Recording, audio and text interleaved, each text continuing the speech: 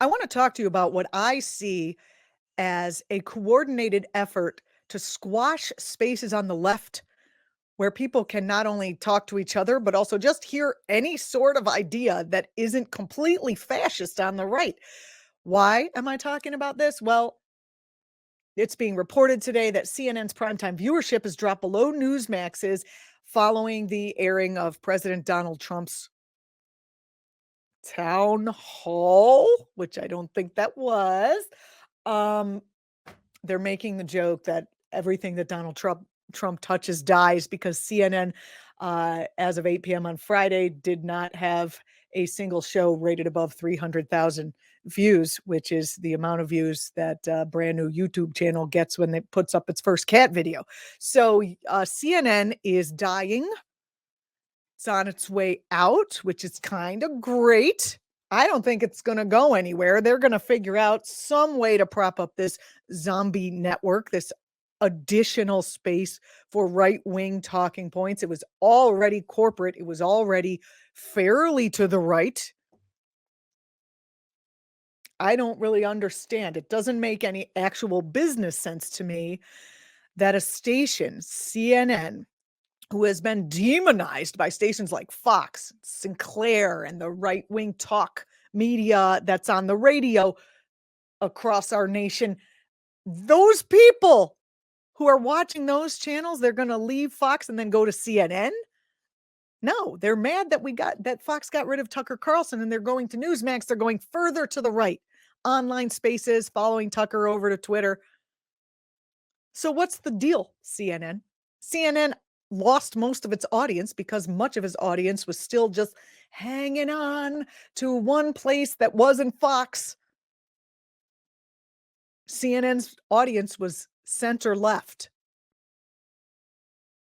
Center left, which, by the way, these days means if we were back in FDR's days, the center left now is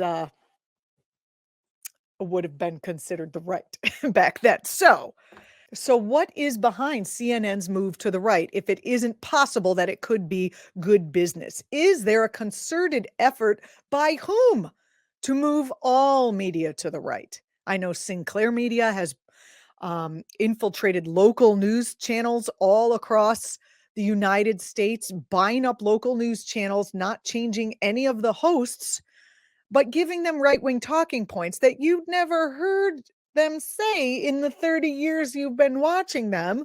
And now all of a sudden they've tacked to the right.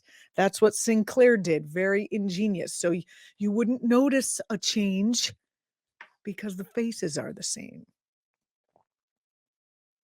You've got Fox News. Every country that Fox News is in has had an upsurge in fascism and right-wing activism, right-wing politics, moving to the right.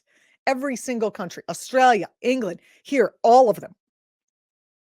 And now you've got CNN, who's moving to the right. You've got talk radio, who's been bought up by the right for so long. It's incredible. Where can the left go to hear left talk?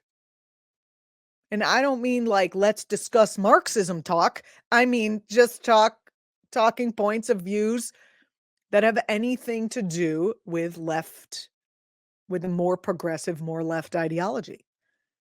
Elon Musk bought Twitter. Ever since he bought Twitter, all the trending topics are on the right. They used to be on the left or even in the center.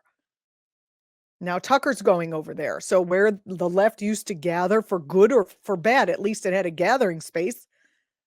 Elon Musk bought up. Hey, they already have Truth Social. They didn't need Twitter.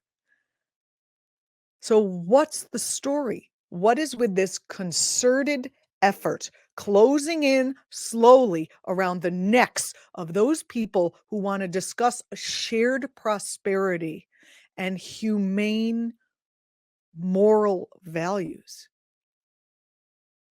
I'm Julianna Forlano. Put your comments below. You're watching the Political Voices Network. Thanks for watching.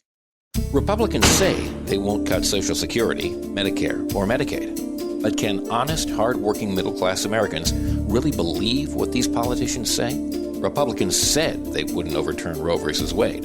Here's what Supreme Court Justices Gorsuch, Kavanaugh, and Coney Barrett said during their Senate confirmation hearings. Roe v. Wade, it is a precedent of the United States Supreme Court. A good judge will consider it as precedent of the United States Supreme Court. Roe v. Wade. It's settled as a precedent of the Supreme Court. Roe is not a super precedent, but that doesn't mean that Roe should be overruled. Well, we saw how that turned out. They played us for fools. Tell your elected officials to keep their hands off of our Social Security and health care benefits. Fool me once. Let Majority Rule was responsible for this message. LetMajorityRule.org is a project of the Marvin Lucas Super PAC, which is responsible for and paid for this ad and is not affiliated with or authorized by any political campaign or candidate or candidates committee.